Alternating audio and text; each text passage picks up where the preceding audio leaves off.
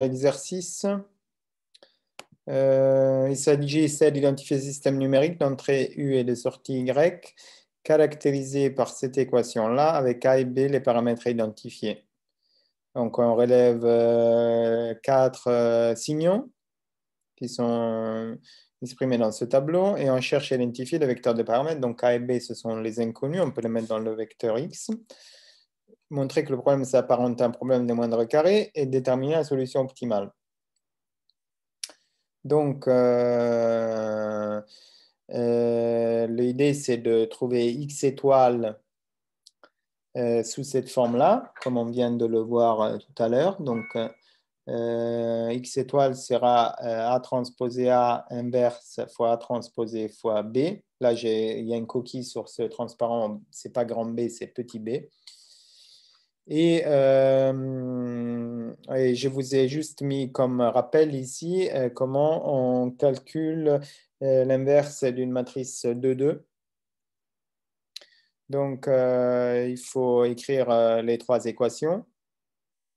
À chaque fois, j'exprime une itération en fonction de la précédente. Et donc, si j'explicite, j'ai quelque chose comme ça. Ici, vous avez X qui est le vecteur d'inconnu, petit a, petit b, grand A qui contient donc les éléments connus et B qui contient les termes à droite de l'équation. Okay, donc, normalement, vous auriez dû trouver ça dans un premier temps. Après, on peut faire la transposée de A fois A. Et l'inverser.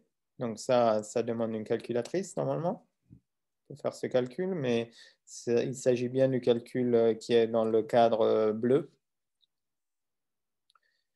Et finalement, on trouve X étoile égale 0,75 et 0,433.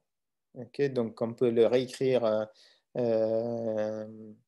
on peut écrire le système sous cette forme-là et on a un modèle pour ce système de premier ordre.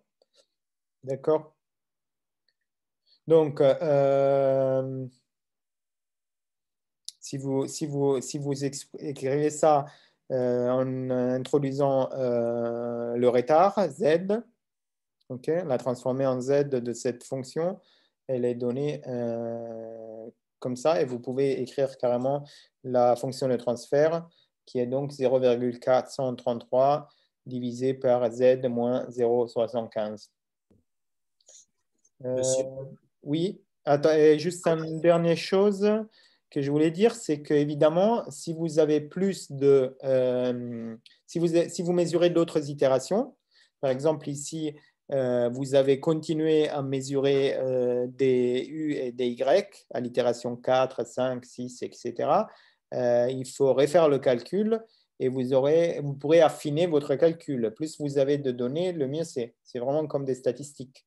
Plus vous avez de données, plus votre estimation des paramètres du modèle sera bonne. Okay, sachant encore une fois que X étoile n'est que la meilleure solution au sens des moindres carrés.